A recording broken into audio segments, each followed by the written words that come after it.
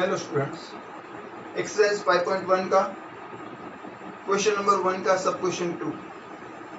देखिए थोड़ा वर्ड्स में यहाँ पे ट्विस्ट किया हुआ है तो ये सम इम्पोर्टेंट बन जाता है। ध्यान दीजिएगा इसको कैसे सॉल्व करना है।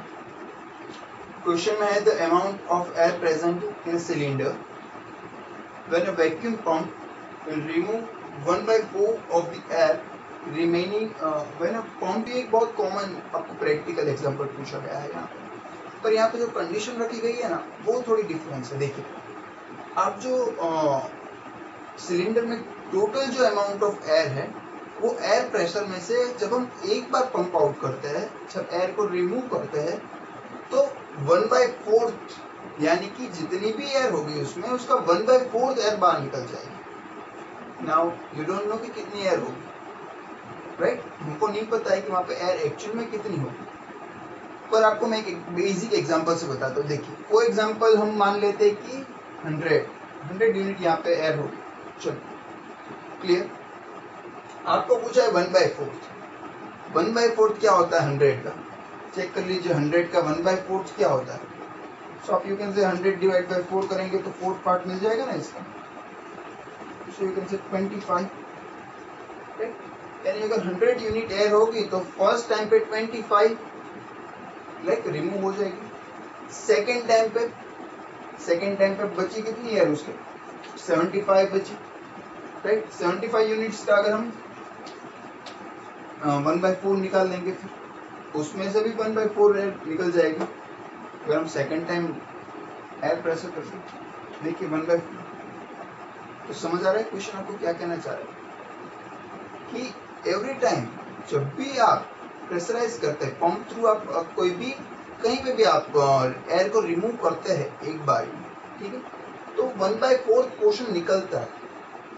सो अगर सिलेंडर से 1/4 पोर्शन एयर रिमूव हो जाती है तो ये क्या एपी में होगा, ऐसा पूछा जा रहा है।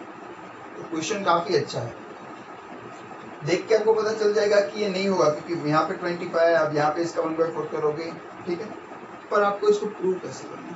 देखिए यहाँ पे तो आपको समझ आ गया होगा यहाँ पे जो मैंने एग्जांपल दिया उससे, पर हम यहाँ पे 100 का एग्जांपल तो रख नहीं सकते क्योंकि हमें नंबर नहीं दिए है, ये तो सिर्फ समझने के लिए एग्जांपल था। हम यहाँ पे x रख देंगे। तो चलिए मान लीजिए कि यहाँ पे जो एयर है वो आप समझ लीजिए कि it's x, let's assume let air be x, clear.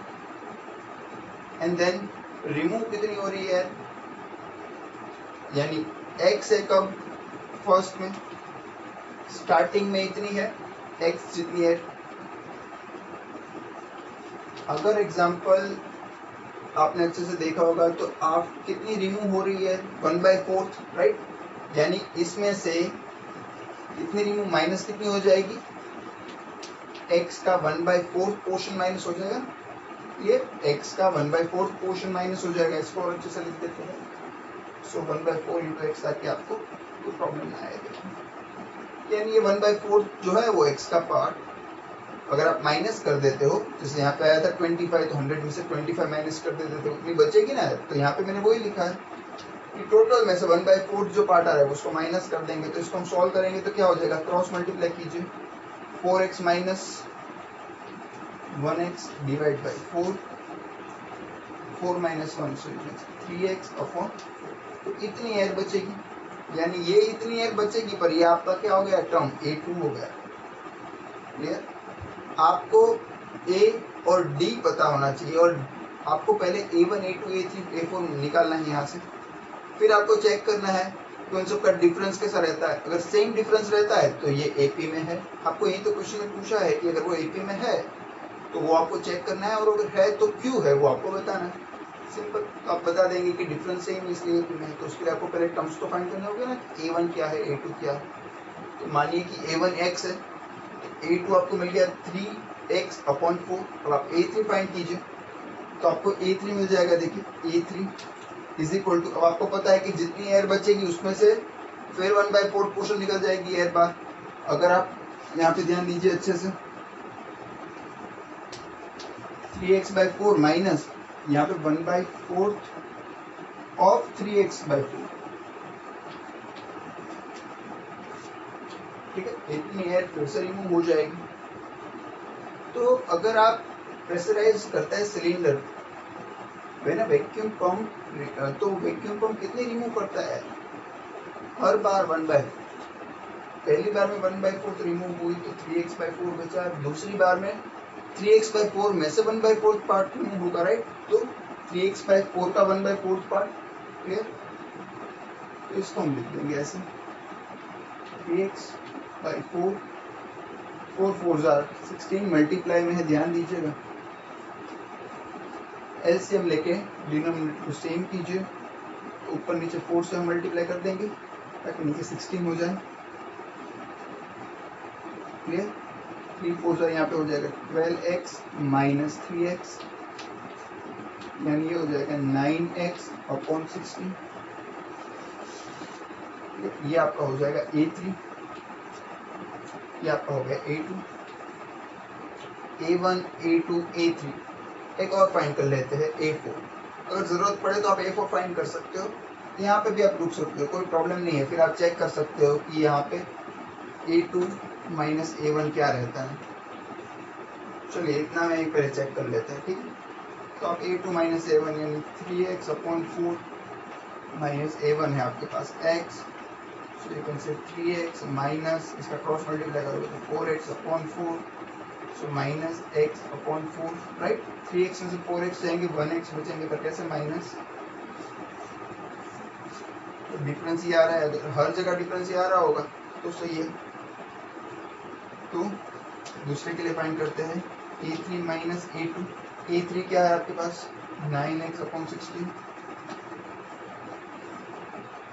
ठीक है? माइनस A2 क्या है आपके पास? 3x/4 है।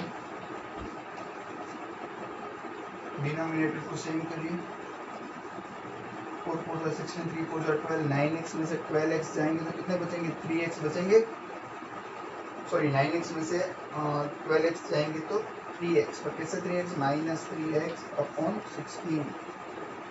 यहाँ पे माइनस x/4 बच रहा है, यहाँ पे माइनस 3x/16 बच रहा है, ठीक है? तो कोई मैच नहीं है डिफरेंस का, सबके डिफरेंस सेम आनी चाहिए, क्लियर?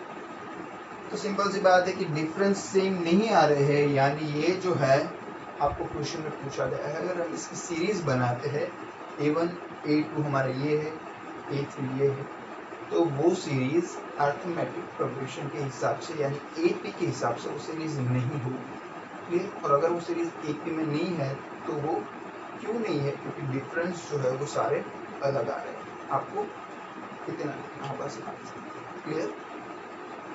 सो नोट कर लीजिए, ये आंसर आपको x से एज्यूम करके जाना होगा। वो एक खास ध्यान दीजिएगा, 100 वाला जो मैंने एग्जांपल दिया वो सिर्फ समझने के लिए था। जिसको थोड़ी सी भी डिफिकल्टी रह गई वो फिर से रिवाइंड करके वो 100 वाला एग्जांपल प्ले करे ताकि उससे आपको और बेहतर समझ आ जाए।